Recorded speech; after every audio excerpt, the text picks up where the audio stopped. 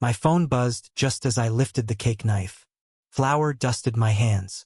Pink frosting smeared my forearm. 6 candles flickered on top of a unicorn cake, tiny flames standing bravely in a row. My daughter Leia balanced on a kitchen chair in her purple dress, her curls escaping the clip at the back of her head, her face glowing with the kind of hope only children can carry. "Daddy," she said softly, "is Grandpa coming?" "Yes," I said, because I had said it all week, because the truth felt too sharp. Then I looked at my phone. "Your daughter's birthday? We're not coming.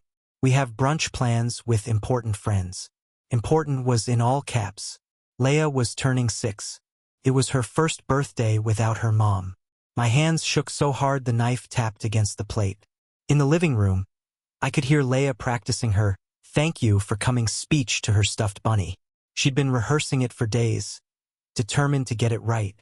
"Can we still put a plate out for Grandpa?" she asked from the doorway. I swallowed. "Yeah," I said, "just in case." Right then, the doorbell rang. My friend Nora stood outside with balloons and party hats. As I stepped aside to let her in, I watched my parents post photos online. Smiling faces, mimosas, eggs Benedict. My mom's caption read, "Brunch with the best people. Feeling blessed. Grief does something strange to you. It makes you keep reaching for people who've already let go." I was 38, a restaurant owner, a widower, a word that still felt like it belonged to someone else. My wife Megan had died 9 months earlier. A fast illness. Hospital lights. Silence where laughter used to be.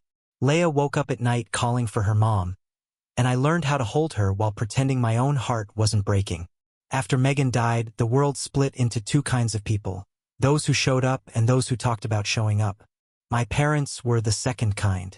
They came to the funeral, hugged me politely. My mom said, "You're strong. You'll be fine," as if strength replaced help. Then they returned to their routines: golf, church, dinners, brunch with important people. Money, though? For that, they always showed up. When my restaurant finally succeeded, I started helping them out. At first it was small property taxes, car repairs. Then it became weekly, $700 every Friday. Mortgage help, they said. Temporary, they promised. When Megan was sick, they didn't offer to pick Leia up from preschool. Didn't bring food.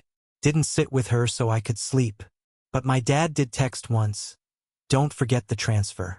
Bank fees are ridiculous." I kept paying because I was tired. Because I told myself family helps family. Because I hoped they might soften. Leia's birthday felt like something I could control. She wanted a rainbow unicorn theme because, she said, "Unicorns don't leave." I went all in. A custom cake. Hand-cut paper rainbows taped across the wall. Glitter letters. A crown that said "Birthday Girl." I called my parents 2 weeks ahead of time. Told them how excited Leia was. Told them she asked about them every day. "Oh honey, of course we'll be there," my mom said. "Put us down as yes," my dad added. I asked them to promise. "Yes, Kevin," my dad sighed. "We'll be there." So every time Leia asked, I said yes. The morning of the party, she woke up early, eyes bright. "Is today the party?" she whispered, like saying it too loud might make it disappear. "Yes," I said. "And Grandpa and Grandma are coming." She hugged me hard. "Good," she said. "I made him something." She handed me a card, construction paper, crooked edges, a drawing of our family. 3 stick figures. 1 tall. "That's Grandpa," she explained. "So he can reach stuff for me." I turned away so she wouldn't see my eyes burn. When the text came, I didn't answer. I watched Leia line up paper plates. 1 for Nora, 1 for Teddy, 1 for Grandpa. She counted Grandpa's plate twice. At 2:10, she stood by the window. Maybe they're stuck in traffic. At 2:45, she stopped asking. She sat on the floor, crown slipping sideways, quietly peeling ribbon off a party favor. That broke me more than the text ever could. She didn't cry. She'd learned not to. I took a photo. Not of tears, but of her sitting there, holding Grandpa's card in her lap like it might shatter. I sent it to my parents.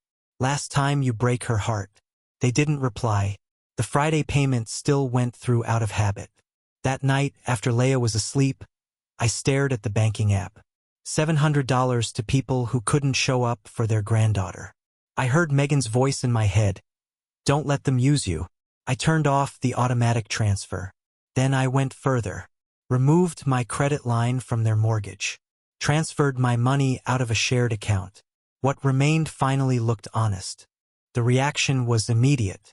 Angry voicemails. Guilt-laced texts. No apology. Not once did they ask how Leia was. Just, you can't do this. We're your parents. I sent one message back. I won't fund a family my daughter isn't part of. Christmas came fast. Leia asked if Grandpa would come. I don't know, I said. But we'll still have a good Christmas. At 3:17 p.m., there was a hard knock. My parents stood there, gifts in hand, no apology, just expectation. Family shouldn't stay mad, my mom said. You embarrassed us, my dad added. Leia stepped forward, hopeful for half a second. Then she stopped. She was learning. I knelt beside her. Go pick your favorite ornament, I said gently. Then I stood. We don't do surprise visits, I said. You're not coming in.